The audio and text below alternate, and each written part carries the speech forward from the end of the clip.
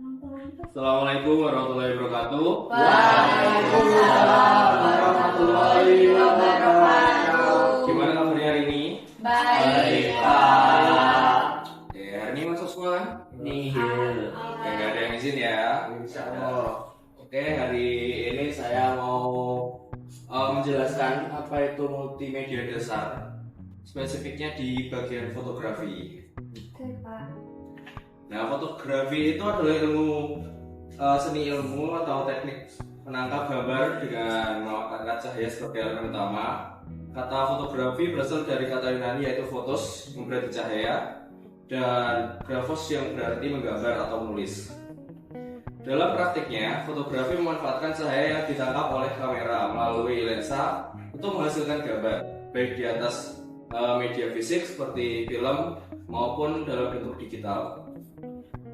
Dalam era multimedia, fotografi memainkan peran penting sebagai media visual yang tidak hanya berfungsi untuk mendokumentasi, tetapi juga sebagai alat komunikasi, promosi hingga seni kreatif.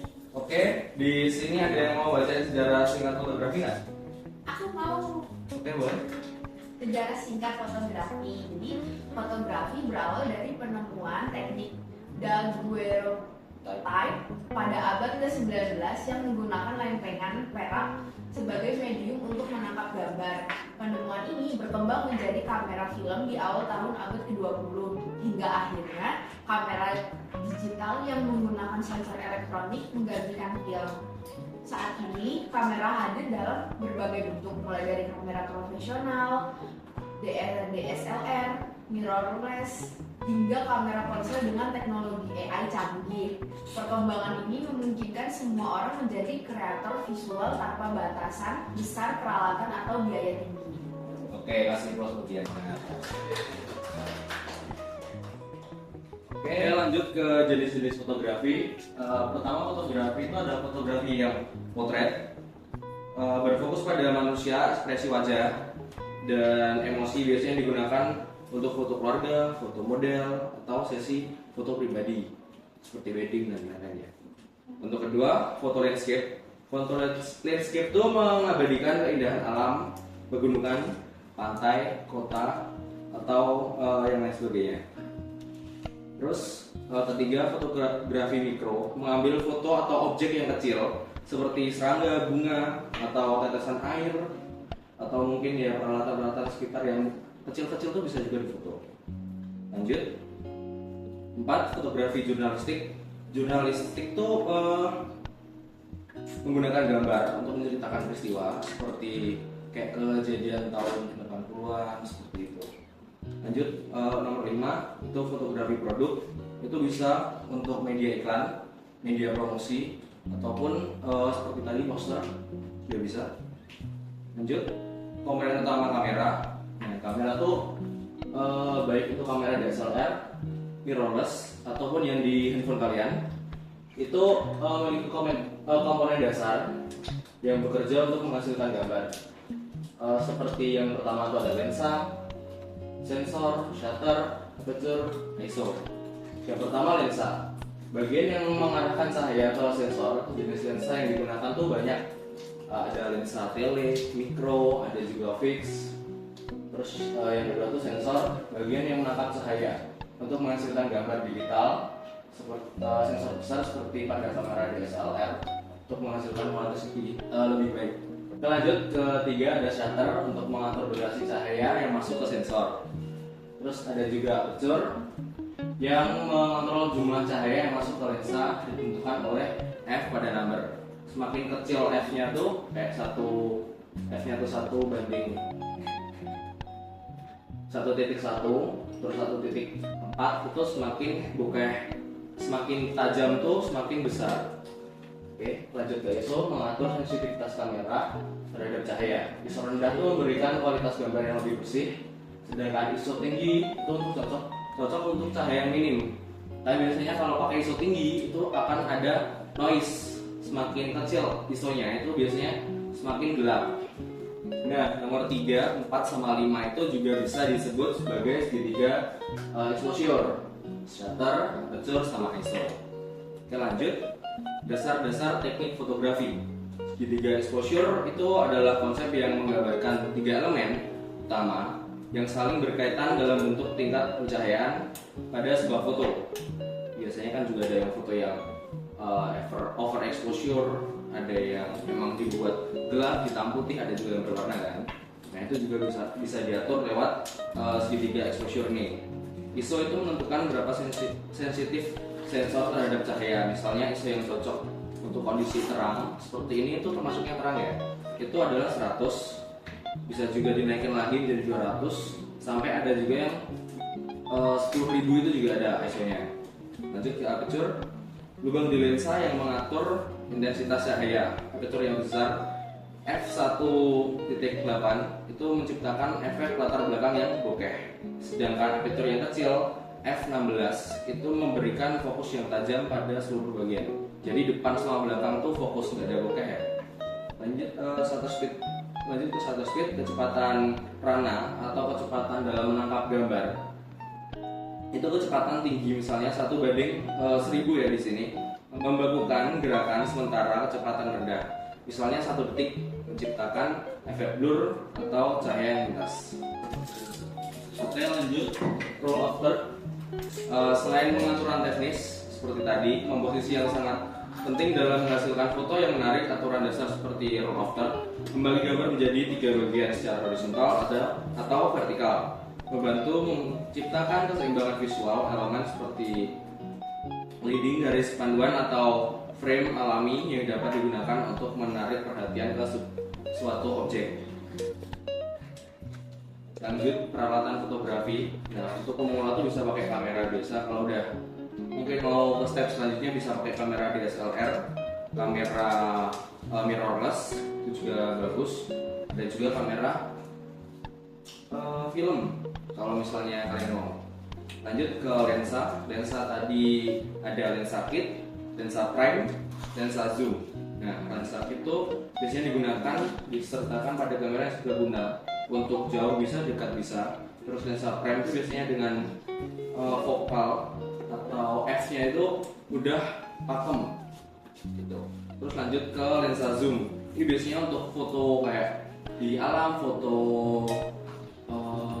pegunungan, foto bola itu juga bisa. Lanjut ke tripod. Tripod tuh biasanya digunakan untuk menstabilkan gambar. Bisa juga untuk kalau misalnya kalian bikin video sendiri, itu kan nggak usah ada yang megangin kan, itu pakai tripod juga bisa. Oke. Fotografi dalam multimedia. Pertama itu ada presentasi. Foto dapat digunakan dalam slide mendukung kejelasan. Seperti tadi juga ada kan. Oke, lanjut 2, promosi. Fotografi produk membantu meningkatkan daya teknik visual di iklan atau media sosial. 3, cerita visual, kombinasi foto dalam video. Montage memberikan narasi yang lebih kuat. 4, portofolio digital. Platform seperti Instagram atau yang lain-lain bisa digunakan untuk menampilkan karya. Seperti kalian misalnya foto di alam, di gunung, itu bisa diupload di digital gitu untuk portofolio. Lanjut, etika dalam fotografi. Sebagai fotografer, penting untuk memperhatikan etika. Kita harus menghormati privasi orang lain saat memotret, terutama pada ruang publik. Jangan merusak lingkungan atau budaya lokal demi mendapatkan suatu foto yang bagus. Jadi kita harus mengambil momen yang tepat untuk mengambil foto. Terus selain itu pastikan juga kalian harus memiliki izin untuk mempublikasikan foto seperti objek manusia atau yang lain-lain, karena ada juga yang namanya hak cipta ya. Foto bukan hanya soal alat, tapi juga bagaimana kita bercerita melalui visual dengan memahami dasar-dasar teknik, komposisi, dan etika. Setiap orang juga dapat menciptakan karya yang tidak hanya menarik, serta etis, tapi juga bermakna. Oke, lanjut ke angle kamera ya. Angle kamera itu merupakan penempatan kamera dari sudut atau ketinggian tertentu untuk mendapatkan pesan dan momen yang ingin disampaikan dalam suatu gambar. Suatu memotret atau mengambil video, foto juga bisa memperhatikan sudut kamera atau angles kamera yang disesuaikan dengan keinginan fotografer atau videografer. Angle kamera terdiri dari low angle, eye level, dan high angle, dan juga nanti ada yang lain-lain. Lanjut, ini jenis-jenis angle kamera. Yang pertama tuh eye level angle, yang kedua high angle, ketiga tuh low angle, ketiga Dutch angle, kelima itu bird eye angle, yang keenam tuh frog eye angle. Oke, yang pertama tuh eye level angle, bisa dilihat seperti itu, sudut pandang yang sejajar dengan mata. Objek memberikan kesan natural dan objektif. Yang kedua ada high angle, sudut pandang di atas objek, seperti di atas kepalanya, membuat objek terlihat lebih kecil dan lemah. Yang ketiga ada low angle, sudut pandang dari bawah objek, membuat objek terlihat lebih besar dan lebih kayak kuat atau lebih dominan. Lanjut ke Dutch angle, kamera itu agak dimiringkan sehingga garis horizontal itu tidak sejajar, memberikan kesan tidak stabil dan lebih kayak dramatis. Terus yang kelima bird eye view, sudut pandang yang sangat tinggi seperti burung yang dari atas gitu, atau bisa juga pakai drone gitu kan. Gambaran keseluruhannya itu bisa luas gitu lah. Lanjut ke frog angle, sudut pandang dari bawah seperti dari kaki gitu. Ini membuat objek terlihat sangat besar atau lebih dominan gitu daripada yang lain. Lanjut, di sini ada fungsi angle kamera, menciptakan suasana. Kamera angle bisa digunakan untuk menciptakan suasana tertentu seperti tegang, bahagia, sedih, ataupun misterius juga bisa. Terus mengontrol perspektif penonton. Dengan memilih kamera angle yang tepat, kita bisa mengarahkan perhatian penonton ke bagian tertentu dari gambar menggunakan karakter. Kamera angle bisa digunakan untuk mengungkapkan atau memberikan kesan atau kepribadian kepada suatu tokoh. Terus tips praktis menggunakan kamera angle. Sesuaikan dengan tujuan. Pilih kamera angle yang sesuai dengan apa yang kalian ingin sampaikan. Seperti kalian misalnya ingin memfoto tragedi, itu juga ya bisa disesuaikan dengan view-nya, dengan raw after, dengan segala macam teknisnya tadi ya. Terus perhatikan komposisi. Selain angle juga harus melihat dari komposisi dari keseluruhan gambar gitu. Terus eksperimen, jangan takut untuk mencoba dengan kamera angle yang berbeda. Jadi kalian tuh harus mencoba berbagai angle biar kalian tuh udah terbiasa dengan angle-angle tersebut, agar nanti di luar kalian bisa mempraktekannya, kayak misalnya foto temen, foto keluarga gitu juga bisa ya. Lanjut ke contoh penerapan kamera angle dalam proyek multimedia. Pertama tuh ada video pendek, kedua tuh ada presentasi interaktif. Yang pertama video pendek tuh kayak menunjukkan bagaimana penggunaan kamera angle yang berbeda bisa menggunakan makna dengan adegan. Kalian udah belajar soal storyboard kan? Sudah. Nanti enggak. Jadi storyboard itu nanti juga bisa menjelaskan kalian tuh mau bikin video pendek apa, bikin film apa gitu ya. Kemarin kan udah kita bahas.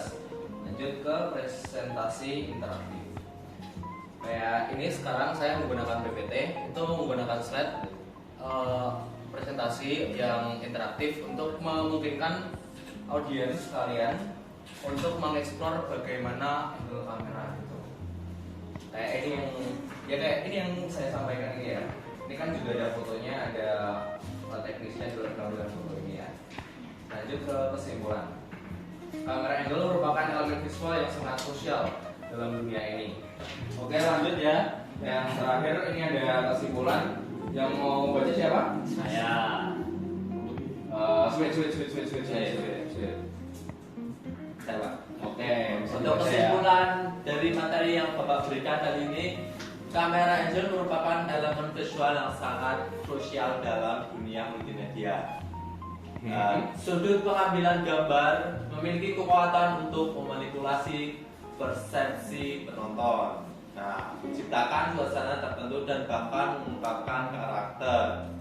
Dengan memahami berbagai jenis kamera dan kamera angel dan efeknya, kita dapat mengontrol narasi visual kamera lebih efektif, baik dalam pembuatan film, iklan, video musik, atau bahkan presentasi sederhana. Pemilihan kamera angel yang tepat akan membuat karya kita lebih bermakna dan membekas di benak penonton atau audiens. Singkatnya, kamera angel adalah bahasa visual yang dapat kita kuasai untuk menyampaikan pesan dengan lebih kuat dan menarik. Oke, terima kasih Mas Bitul. Nah, kita kasih plus dong, kasih plus.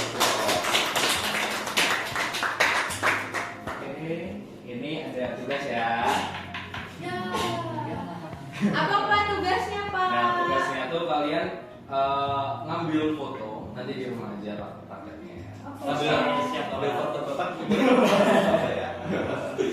Oke, tugasnya kalian tuh ngambil foto dengan objek apapun yang ada di sekitar kalian dengan teknis-teknis yang sudah saya sampaikan tadi. Terus kalian edit boleh, kalian ganti warnanya boleh, kan kalian potong juga boleh. Terus nanti kalian buat laporan ya untuk menjelaskan apa saja teknis yang kalian masukkan dalam foto kalian itu, seperti pakai angel apa, pakai ISO-nya berapa, ISO-nya berapa, nanti jelaskan di situ, nanti dibuat laporannya ya. Ya. Jadi itu ya tugasnya tadi, nanti dikerjakan di rumah, sebelum pulang sekolah juga nggak apa-apa, dikumpulin minggu depan, oke? Oke. Oke, mungkin sekian saja pelajaran pada siang hari ini. Ini juga sudah selesai. Bisa diakhiri dengan membaca sama-sama. Baca selesai. Oke, sekian pelajaran pada siang hari ini. Bila ada kurang lebihnya mohon dimaafkan. Bila kita Hidayah. Wassalamualaikum warahmatullahi wabarakatuh. Wah.